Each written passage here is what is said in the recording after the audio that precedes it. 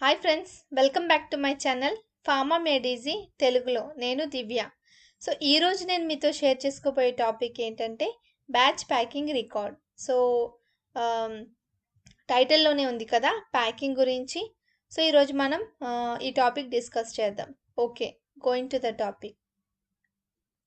So what is batch packing record? Batch packing record అంటే ఏంటి?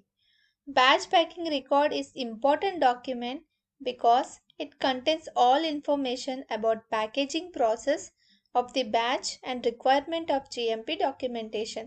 So batch packing record అనేది ఒక important document. ఎందుకంటే దీంట్లో అంత ఇన్ఫర్మేషన్ ఉంటుంది. దేని గురించి? ప్యాకేజింగ్ ప్రాసెస్ గురించి, ఒక బ్యాచ్ లో ప్యాకేజింగ్ ప్రాసెస్ గురించి. అండ్ అది ఒక జిఎంపి డాక్యుమెంటేషన్ రిక్వైర్మెంట్ కూడా. It must contain everything about packaging process. So packaging ప్రాసెస్కి సంబంధించిన ప్రతి ఒక్క ప్రాసెస్ అనేది దీంట్లో ఉండాలి. Batch packing record should be kept for each batch or part batch processed. So every individual బ్యాచ్కి ఈ బ్యాచ్ ప్యాకింగ్ రికార్డ్ అనేది సపరేట్గా ఉంటుంది. అండ్ అదొక బ్యాచ్ ప్రాసెసింగ్ గురించి, ప్యాకేజింగ్ గురించి అన్నీ దీంట్లో రికార్డ్ చేయబడి ఉంటాయి. ఓకే, సో నేను ఈరోజు మీకు బ్యాచ్ ప్యాకేజింగ్ రికార్డ్ గురించి డ్రాఫ్ట్ అనేది కంపెనీలో ఏ విధంగా ఉంటుంది అనేది నేను ఈ వీడియో ద్వారా మీకు చూపించాలనుకున్నాను. సో ప్రతి కంపెనీలో సేమ్ ప్యాకేజింగ్ రికార్డ్ అనేది ఉంటుంది. సో అది ఏ విధంగా అనేది డాక్యుమెంట్ ఉంటుంది అనేది నేను ఈ డ్రాఫ్ట్ ద్వారా మీతో షేర్ చేయాలనుకున్నాను. సో ఇది ఒక draft copy batch packaging record గురించి. ఓకే, సో డీటెయిల్స్కి వెళ్తే మనం ఈ ఇక్కడ తప్పించారు. యాక్చువల్లీ బీపీఆర్ టైటిల్ అనమాట. So BPR for tablet, batch packing record ఇది ట్యాబ్లెట్కి సంబంధించింది.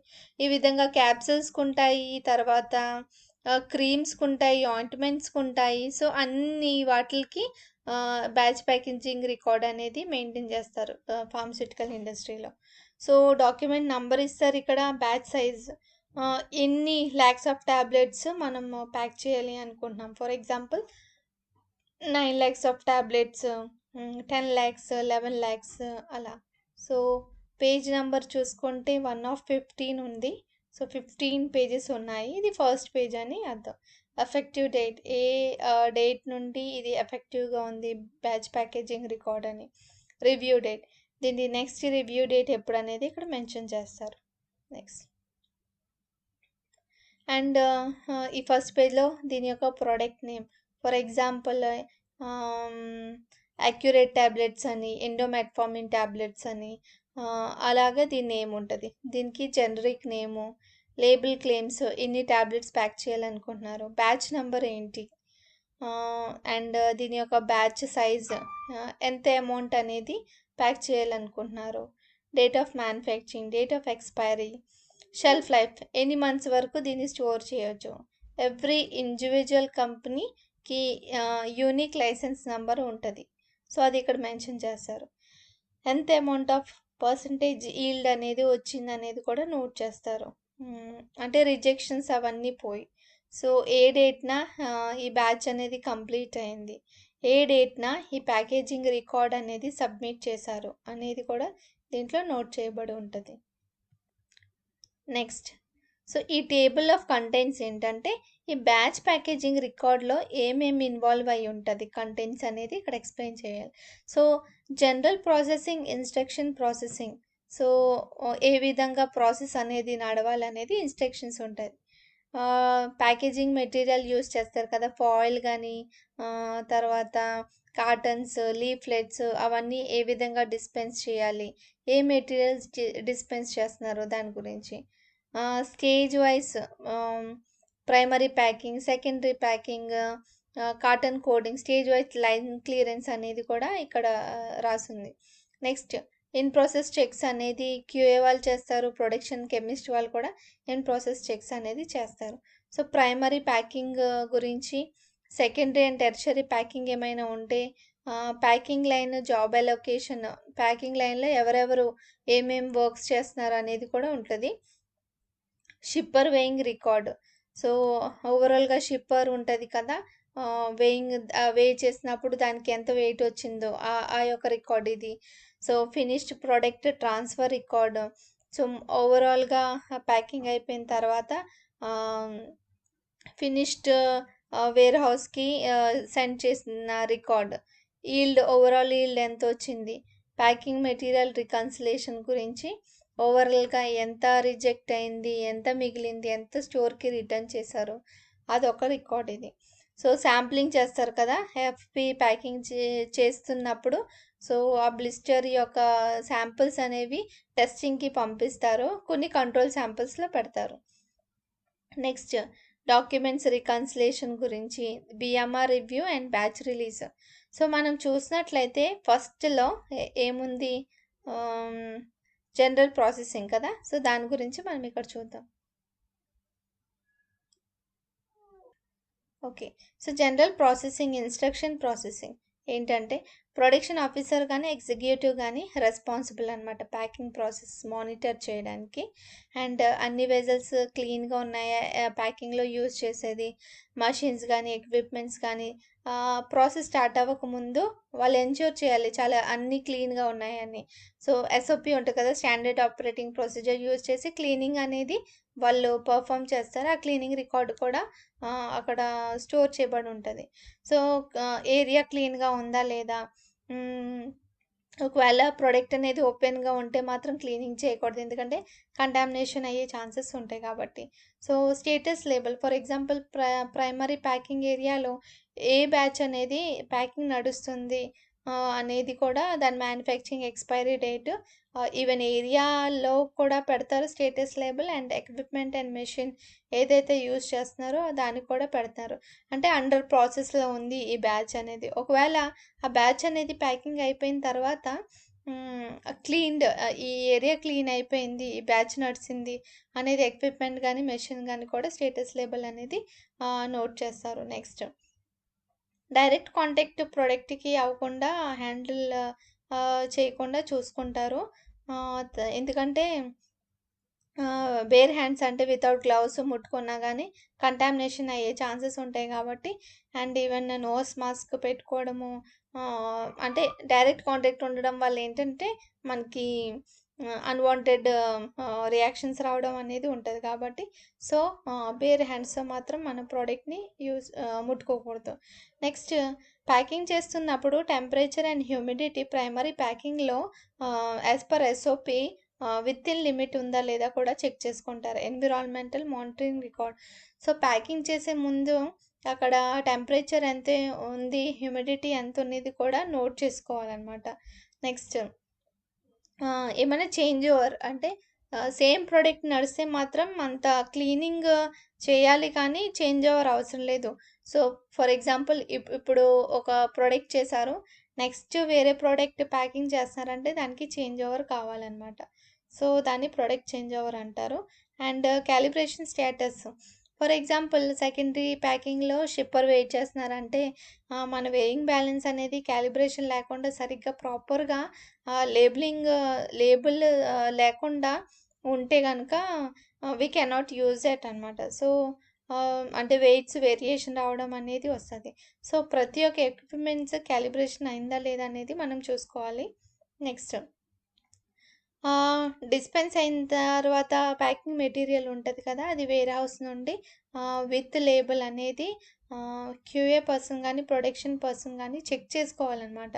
సో ఏదైతే డిస్పెన్స్ చేశారో యాజ్ పర్ ఎస్ఓపి ఫాలో చేసి దానికి సరైన లేబులింగ్ ఉందా, అండ్ ఐడెంటిఫై చేసే విషయంలో మాత్రం మనము ఒక ప్రోడక్ట్ది ఇంకోటి ప్రోడక్ట్ది యూజ్ చేయకుండా, అంటే మిక్సప్ కాకుండా ప్రాపర్ లేబులింగ్ అనేది కూడా చాలా ఇంపార్టెంట్. తర్వాత మనం ఏదైతే ట్యాబ్లెట్స్ అనేది కోటింగ్ అయిపోయిన తర్వాత కంటైనర్స్ ఉంటాయి కదా, కోటెడ్ ట్యాబ్లెట్స్ అనేవి కంటైనర్స్లో స్టోర్ చేస్తున్నప్పుడు దాన్ని కూడా ప్రాపర్గా లేబులింగ్ ఉండాలి. అండ్ ఆఫ్టర్ క్యూసీ అప్రూవల్ వచ్చిన తర్వాతే మనం అనేది ట్యాబ్లెట్ ప్యాకింగ్ అనేది చేస్తారు ప్రైమరీ ప్యాకింగ్ ఏరియాలో. So next area line clearance అయిపోయిన తర్వాత, ఎక్విప్మెంట్ లైన్ క్లియరెన్స్ అయిపోయిన తర్వాత, టెంపరేచర్స్ అన్నీ చెక్ చేసిన తర్వాత, ఆ ప్రాసెస్ వరకు మన బ్యాచ్ అనేది కంప్లీట్గా ఫిల్ అయ్యి ఉందా లేదా అనేది, లాగ్ బుక్స్ ఫిల్ అయ్యి ఉన్నాయా లేవా చెక్ చేసిన తర్వాతే వీళ్ళు మెషిన్ సెట్టింగ్ అనేది చేస్తారు. సో, ఫర్ ఎగ్జాంపుల్ బ్లిస్టర్ మీద batch number and manufacturing date అనేది పంచింగ్ చేయాలి అని అంటే కనుక ఆ ప్రూఫ్స్ సెట్టింగ్ తర్వాత ఆ ప్రూఫ్స్ అనేవి with batch number, manufacturing expiry dates, ఆ ప్రూఫ్స్ అనేవి బీపీఆర్లో స్పెసిమెన్ అనేది అటాచ్ చేస్తారు. సో అటాచ్ చేసిన తర్వాత ప్రొడక్షన్ కెమిస్ట్ కూడా దాన్ని వెరిఫై చేస్తారు. అండ్ చెక్ చేసిన తర్వాత క్యూఏ ఆఫీసర్ అక్కడ ఉన్న రెస్పాన్సిబుల్ పర్సన్ క్యూఏ ఆఫీసర్ కూడా దాన్ని వెరిఫై చేసి సైన్ చేసి తన డేట్ అనేది వేస్తారు. సో అప్పుడే ప్రాసెస్ అనేది ముందుకు నడుస్తుంది. So in case of AR number more than 1 అయితే, ఫర్ ఎగ్జాంపుల్ ఒక ఫాయిల్కి ఒక ఏఆర్ నంబర్ అంటే అనలిటికల్ రిపోర్ట్ నంబర్. సో ఇంకొక ఫాయిల్కి ఏఆర్ నంబర్ మారుతుందంటే దాని యొక్క స్పెసిమెన్ కూడా మనం చెక్ చేయాలి. సో ఇది ప్రాపర్ స్పెసిమెన్ అయినా కాదా అనేది, దాన్ని కూడా మనం ఏఆర్ నంబర్ మారుతూ ఉంటే బీపీఆర్లో అటాచ్ చేయాలి. నెక్స్ట్ ఇన్ ప్రాసెస్ అది బ్యాచ్ ప్యాకింగ్ అనేది స్టార్ట్ అవుతున్నప్పుడు ట్యాబ్లెట్స్ క్వాలిటీ ఏ విధంగా ఉంది అంటే, ట్యాబ్లెట్ మీద ఏమైనా బ్లాక్ స్పాట్స్ ఉన్నాయా, బ్లాక్ పార్టికల్స్ ఉన్నాయా, ఎంటీ పాకెట్స్ ఏమైనా వచ్చాయా, సీలింగ్ అనేది ప్రాపర్గా లేకపోయినా, లేదా పౌడర్ ఎక్కువగా వచ్చినా కానీ, ఇవన్నీ ఇన్ ప్రాసెస్ అంటే బ్యాచ్ స్టార్ట్ అయినప్పుడు చూడాలి. And every interval as per SOP follow అవుతూ వాటిని చెక్ చేసుకుంటూ ఉండాలి.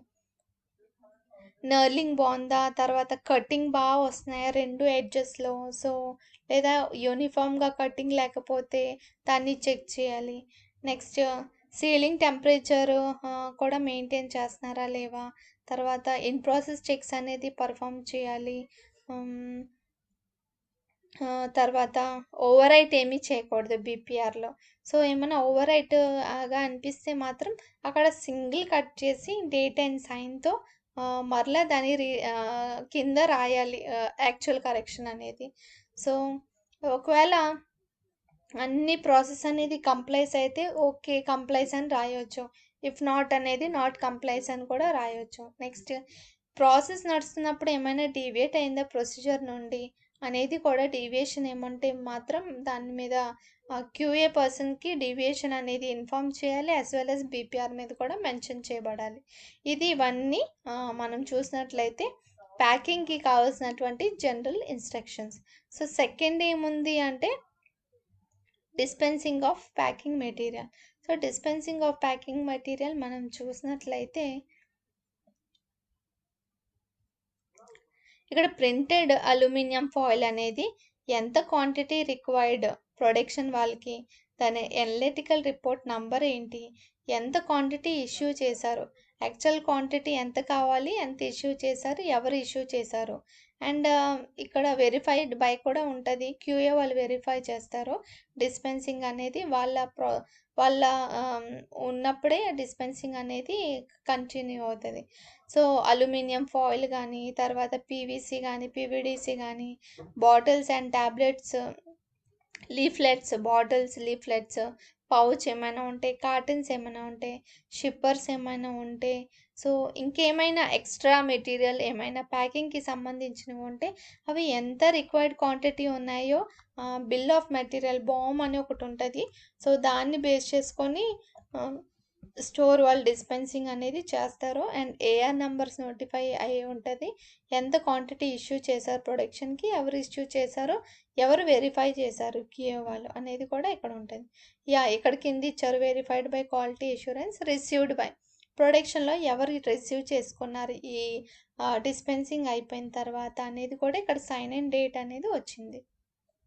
నెక్స్ట్ ఇక్కడ చూసుకున్నట్లే ఇక్కడ చూస్తే స్టేజ్ వైజ్ లైన్ క్లియరెన్స్ అనేది ఉంది. సో ప్రతి స్టేజ్కి ఇక్కడ లైన్ క్లియరెన్స్ అనేది తీసుకుంటున్నారు. సో స్ట్రిప్పింగ్ చేస్తున్నప్పుడు కానీ, బ్లిస్టర్ ప్యాకింగ్ చేస్తున్నప్పుడు కానీ, బాటిల్ ఫిల్అప్ చేస్తున్నా కానీ ఆ రూమ్ నేమ్ ఏంటంటే, రూమ్ నెంబర్ ఐడి ఏంటి, ఏ మాడ్యూల్లో చేశారు, ఏ లైన్లో చేశారు, ప్రీవియస్ ప్రోడక్ట్ అక్కడ ఏమి ప్యాక్ చేశారు, ప్రీవియస్ ప్రోడక్ట్ యొక్క బ్యాచ్ నెంబర్ ఏంటి, ఎవరు ఏరియా క్లీన్ చేశారు ప్రొడక్షన్లో, ఎవరు చెక్ చేశారు ప్రొడక్షన్‌లో, ఎవరు వెరిఫై చేశారో క్యూఏ వాళ్ళది. సేమ్ కేసు స్టేజ్‌లో కాటన్ కోడింగ్ ఉంటది కదా! సో, కాటన్ మీద printing. For example batch number, manufacturing date, expiry date, దాని MRP rupees so and so ఉంటది కదా! సో, ఆ కోడింగ్‌కి కూడా వీళ్ళు స్టేజ్ వైస్ లైన్ క్లియరెన్స్ అనేది తీసుకుంటున్నారు. ప్యాకింగ్ కూడా. ప్యాకింగ్‌లో కూడా ఎవరు చెక్ చేశారు, ప్రీవియస్ ప్రోడక్ట్ ఏం నడిసింది, బ్యాచ్ నంబర్ ఏంటి, area cleaned by, checked by, verified by అనేది కూడా ఇవన్నీ ఇక్కడ నోట్ చేయబడి ఉంటాయి. నెక్స్ట్ చూసుకుంటే in process check frequency. In process check frequency అనేది ప్రొడక్షన్ వాళ్ళు కూడా చేస్తారు అండ్ క్యూఏ వాళ్ళు కూడా చేస్తారు. సో, మన ప్యాకింగ్ అనేది అంత ప్రాపర్‌గా నడుస్తుందా, క్వాలిటీ మెయింటైన్ చేస్తున్నారా లేదా, సీలింగ్ ఎలా నడుస్తుంది అంటే విజువల్‌గా చెక్ చేస్తున్నప్పుడు మనకి ఏమి అంటే సీలింగ్ ప్రాపర్‌గా లేకపోతే లీకేజ్ అనేది జరుగుతది కదా! సో, కంటామినేషన్ అయిపోయి తర్వాత టాబ్లెట్ అనేది పాడైపోతది. సో, అపియరెన్స్ ఎలా ఉంది, నర్లింగ్ ఎలా ఉంది, టాబ్లెట్ అనేది సెంటర్‌గా లేకుండా ఏమైనా స్టిక్ అవుతుందా అనేది చూసుకుంటారు. దీనికి ఫ్రీక్వెన్సీ వచ్చేసి 30 మినిట్స్ అని ఇచ్చారు. ఎవ్రీ కంపెనీకి వాళ్ళ ఓన్ ఎస్ఓపీస్‌లో ఫ్రీక్వెన్సీ ఉంటది. దాన్ని ఫాలో చేస్తారు. లీక్ టెస్ట్ కూడా ప్రొడక్షన్ ఆపరేటర్స్ చేస్తారు, కెమిస్ట్ చేస్తారు అండ్ క్యూఏ కెమిస్ట్ కూడా చేస్తారు. దీనికి కూడా ఫ్రీక్వెన్సీ ఇచ్చారు. సో, కాటన్ కోడింగ్ ప్రింటింగ్ నడుస్తున్నప్పుడు కూడా ఆహ్, అది ప్రాపర్‌గా లెజిబుల్‌గా అంటే కనిపిస్తుందా లేదా నీట్‌గా లేదా బ్లర్ అయిపోయిందా అనేది కూడా చెక్ చేస్తారు. తర్వాత అటు ఇటుగా అంటే క్రాసింగ్ అవుతుందా అనేది ప్రింటింగ్ కూడా చూసుకుంటారు. దీని ఫ్రీక్వెన్సీ ఇచ్చారు. కాటన్ ప్యాకింగ్ కూడా. సో, కాటన్ ప్యాకింగ్ అనేది ప్రాపర్‌గా లీఫ్లెట్స్ ఏసారా అందులోని, ప్రాపర్‌గా ప్యాక్ చేస్తున్నారా లేదా హ్మ్. అది డిస్‌లొకేట్ అవుతుందా అంటే ఊడిపోతుందా అనేది కూడా చెక్ చేసుకుంటారు. షిప్పర్ ప్యాకేజింగ్ కూడా. సో, ఎళ్ళవలసినటువంటి క్వాంటిటీ ఎళ్తున్నాయా షిప్పర్‌లో అనేది కూడా చెక్ చేస్తది. ఫ్రీక్వెన్సీ ఇచ్చారు. Next primary packing area line clearance, equipment line clearance. So, primary packing ఏరియాలో ఫస్ట్ ఏరియా చూసుకుంటారు. అంతా నీట్‌గా ఉందా? ఓకే. మన ప్రాసెస్ స్టార్ట్ చేయాలంటే హ్మ్. ప్రీవియస్ ప్రోడక్ట్ ఏం యూజ్ చేశారు. సో, సేమ్ ప్రోడక్ట్ యూజ్ చేస్తే పెద్ద ప్రాబ్లమ్ ఉండదు కానీ, వేరే ప్రోడక్ట్ యూజ్ చేస్తే క్లీనింగ్ అనేది ప్రాపర్‌గా ఉండాలి.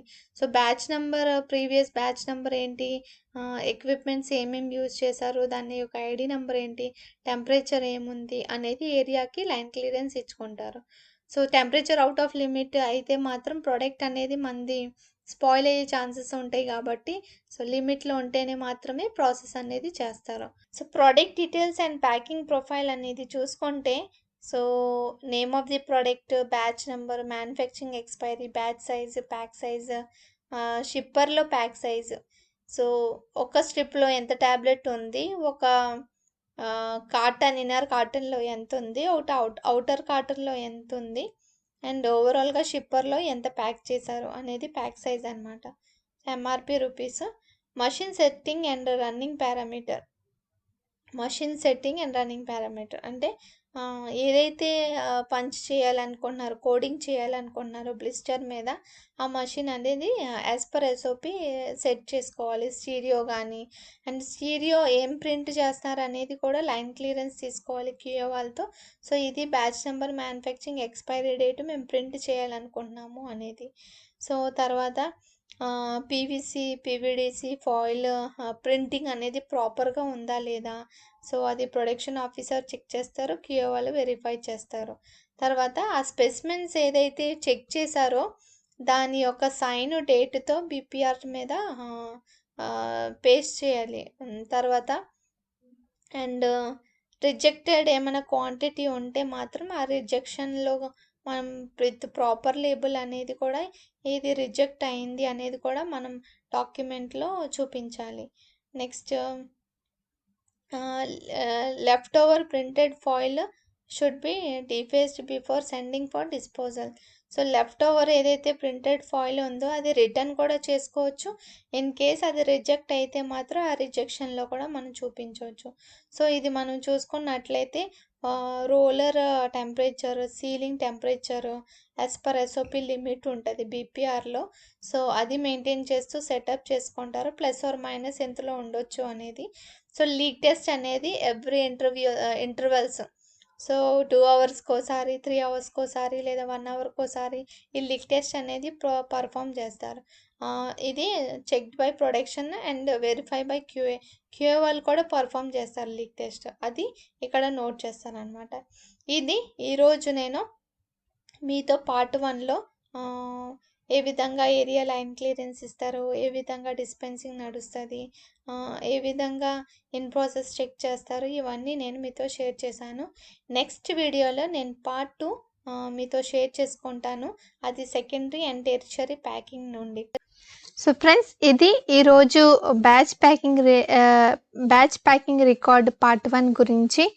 సో మీకు ఈ వీడియో నచ్చిందని నేను అనుకుంటున్నాను. మరిన్ని వీడియోస్ కోసం అండ్ నోటిఫికేషన్స్ కోసం నా ఛానల్ని లైక్ చేసి, షేర్ చేసి, సబ్స్క్రైబ్ చేసుకోవడం మర్చిపోవద్దు. Thank you friends.